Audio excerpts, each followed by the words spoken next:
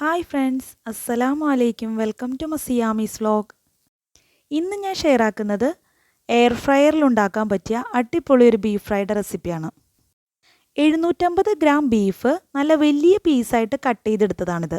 നന്നായി കഴുകി വൃത്തിയാക്കിയ ബീഫിലേക്ക് 1.5 table spoon ginger garlic paste, 1/2 teaspoon മഞ്ഞൾപ്പൊടി, 1 ടേബിൾ സ്പൂൺ മല്ലിപ്പൊടി, 1/2 teaspoon garam masala, 1 teaspoon red chilli powder, ആവശ്യത്തിന് ഉപ്പ്, 1 ടേബിൾ സ്പൂൺ ലെമൺ ജ്യൂസ് എന്നിവ ആഡ് ചെയ്ത് കൊടുത്ത് നന്നായി ഒന്ന് മാരിനേറ്റ് ചെയ്ത് വെക്കാം. ബീഫ് മാരിനേറ്റ് ചെയ്യുന്ന സമയത്ത് കൈ കൊണ്ട് നന്നായി പ്രസ് ചെയ്ത് വേണം കേട്ടോ മാരിനേറ്റ് ചെയ്യാൻ. ഇങ്ങനെ മാരിനേറ്റ് ചെയ്തെടുത്ത ബീഫ് ഏകദേശം 1 മണിക്കൂർ റെസ്റ്റ് ചെയ്യാൻ വെക്കണം. മാരിനേറ്റ് ചെയ്ത് 1 മണിക്കൂർ ആകുമ്പോൾ ഇതൊരു കുക്കറിലേക്ക് ആഡ് ചെയ്ത് കൊടുക്കാം. വെള്ളം ആഡ് ചെയ്ത് കൊടുക്കാതെ തന്നെ ഇതൊന്ന് പ്രഷർ കുക്ക് ചെയ്തെടുക്കണം. ഇതൊരു 3 വിസിൽ വരുന്നത് വരെ പ്രഷർ കുക്ക് ചെയ്തെടുക്കാം. പ്രഷർ ഫുള്ള് റിലീസായപ്പോൾ നന്നായിട്ട് കുക്കായി കിട്ടിയിട്ടുണ്ട്. ഇനി കുക്ക് ചെയ്തെടുത്ത ബീഫ് ഒരു ബൗളിലേക്ക് മാറ്റാം.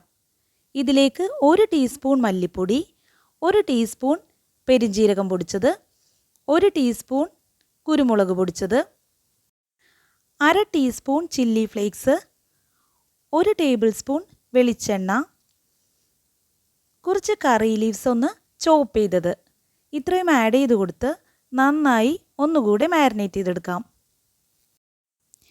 ഈ മാരിനേഷൻ കഴിഞ്ഞാൽ ഉടനെ തന്നെ നമുക്ക് ഫ്രൈ ചെയ്തെടുക്കാവുന്നതാണ്.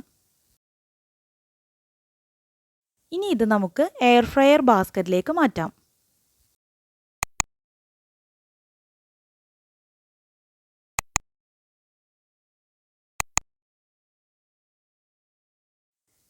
ബീഫ് സിംഗിൾ ലെയറായിട്ട് സ്പ്രെഡ് ചെയ്ത് കൊടുക്കണം.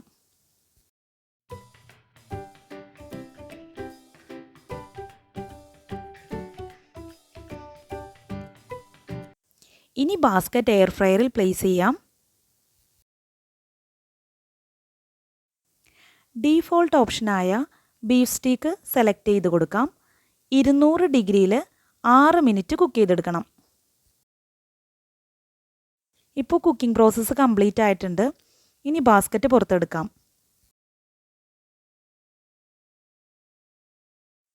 1 സ്പൂൺ വെളിച്ചെണ്ണ കൊണ്ട് നല്ല അടിപൊളി ബീഫ് ഫ്രൈ റെഡിയാക്കി എടുത്തിട്ടുണ്ട്.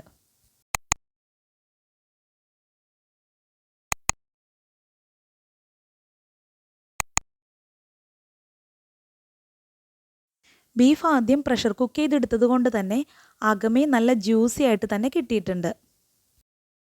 1 സ്പൂൺ വെളിച്ചെണ്ണ കൊണ്ട് മാത്രം റെഡിയാക്കി എടുത്ത ഈ ബീഫ് ഫ്രൈ എല്ലാവർക്കും ഇഷ്ടപ്പെടുന്ന റെസിപ്പി ആയിരിക്കും. കൂട്ടുകാർക്ക് വീഡിയോ ഇഷ്ടപ്പെട്ടാൽ ഒന്ന് ലൈക്ക് ചെയ്യണേ. നിങ്ങളുടെ വാല്യുബിൾ ആയിട്ടുള്ള കമൻറ്റ്സ് അറിയിക്കുക. ഇൻഷാ അല്ലാഹ് നല്ലൊരു വീഡിയോ ആയിട്ട് വരാം. Thank you for watching. അസ്സലാമു അലൈക്കും.